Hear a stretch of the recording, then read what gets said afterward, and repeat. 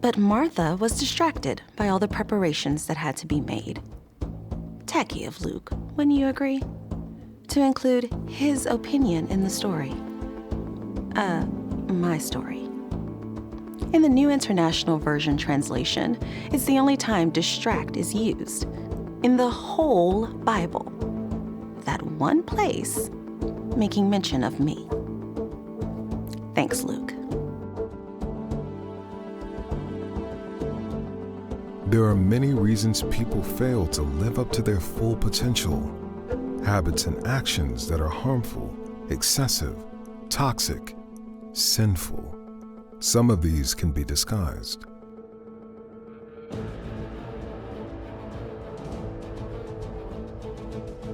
Distract, distract, off track.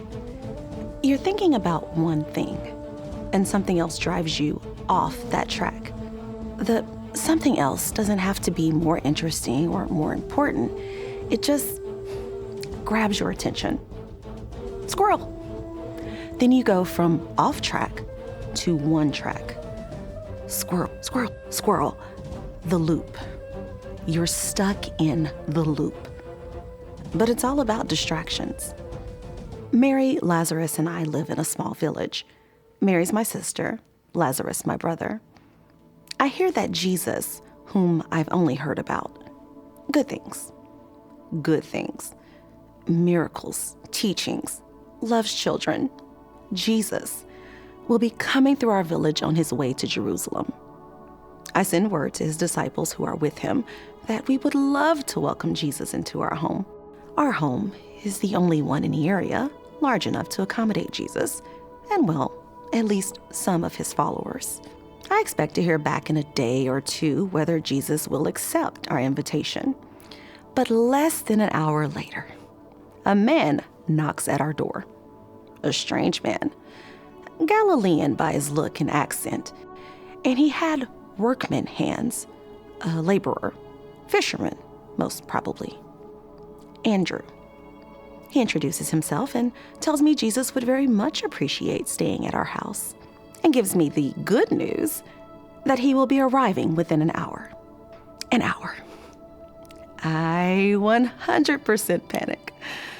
1,000 preparations rush through my mind, like squirrels in a stampede. Preparations that have to be made to host Jesus and his friends. Preparations, hurry. Preparations, go. Preparations, faster. Preparations, or preparations else. Failure. The loop. The dance. Whatever you want to call it. Hosting. Do you know our culture? Hosting is not just a national pastime, it's practically a national sport. Competitive sport. I call the servants together, lay out the game plan. One group will race to the market, purchase food and wine. Another group clean the house top to bottom. The rest clothes, best clothes, out and ready to go. All must be approved by yours truly. Ready, set, and they're off. Mary lets me run the household, and once the plan is laid out, she pitches in to help. It's fine. It works for us. An hour. Now, I won't call Andrew a liar, but he certainly has no sense of time. Seems like less than half an hour later, I hear men laughing and talking loudly, and it's getting closer and closer. Yep, they're coming to our house. I peek out the window. I am mortified. A crowd of more than 30 people. At our doorstep, the leader knocking at our door. Mary and I rush to open the door. The man introduces himself as Jesus. So serene, his smile. Kind eyes, but somehow a little sad. We open our house to him. He has only a few of his men come in with him, thankfully. Because trust me, our to-do list, not checked off. He tells the others to wait for him at the edge of town. That's great news. He doesn't say how long he will be, Seems they're used to waiting however long it takes. We set out all of the chairs we have. It is exactly enough. Did he know that? I'm back on. I don't hurry. I rush to the back of the house. So many things to do. I must host Jesus well. Mary, on a carpet at the feet of Jesus, sitting, mesmerized, entranced. Nothing in the world exists for her except Jesus. Preparations for my guest must be finished. It's the Middle East, for crying out loud, and Mary knows this. Being a gracious host is the ultimate task, and we are way behind schedule. Later, I peek around the corner. Same. She hasn't moved an inch. Mary, everybody, in trances. Jesus must be amazing. But that doesn't help me. The world hasn't stopped, people. I walk into the room. Well, maybe a little stomp, actually, to speak my piece. Lord, don't you care that my sister has left me to do the work by myself? This was an honest question from my heart and my head. And then, oh yes, this is what I said. Tell her to help me. Glaring. Oh, I'm glaring at my sister, who is on another planet.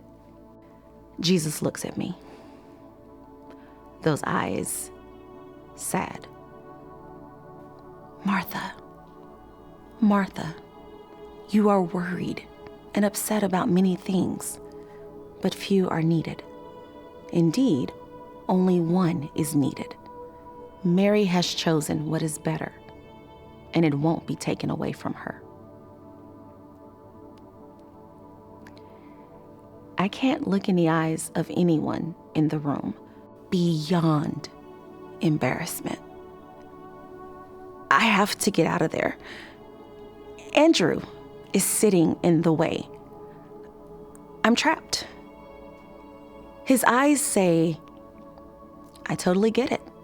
He gives a welcome to the club shrug. You know, the shrug. I turn, and all of the men, the same look. Welcome to our world. Every person in that room, except for me and Mary, has walked away from everything just to be with Jesus.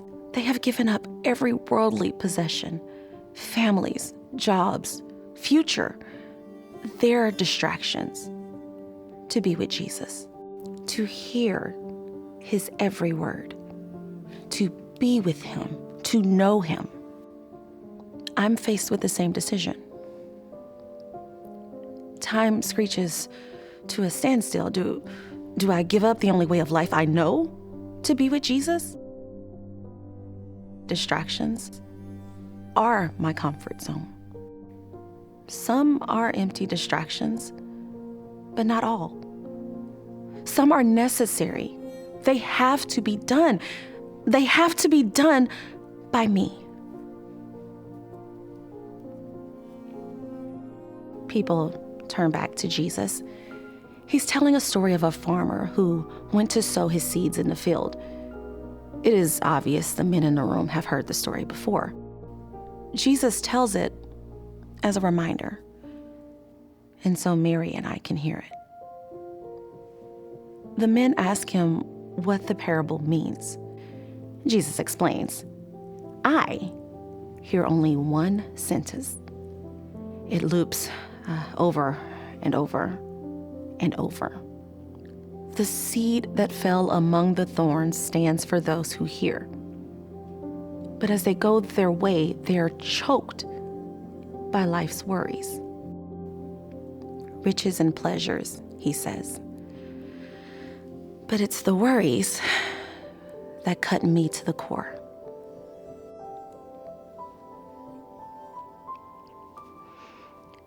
distractions. For others, riches, pleasures, their distractions. I sit before my knees completely give way. I'm a quick thinker like that. My entire life is a series of choices and actions that are my reactions to life's worries and riches and pleasures. I use distractions as a coping mechanism to deal with life. Well, actually, maybe to avoid things like true life.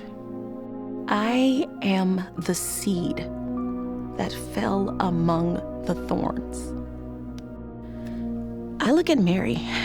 She is giving up what has little value for something that has ultimate value. I go sit beside her. Distractions are useful. It's why we can't shut them out. Helps us avoid things. Emotional pain, relationships from going too deep, evaluating our self-worth even. Helps us avoid growing as disciples of Jesus, keeping us from church, Bible reading, helping the poor, visiting those in dire circumstances. Useful. But it doesn't work, really. Not then, not now. Not for me, not for you. You are worried and upset about many things, but few are needed. Indeed, only one is needed. Choose what is better, and it won't be taken away from you.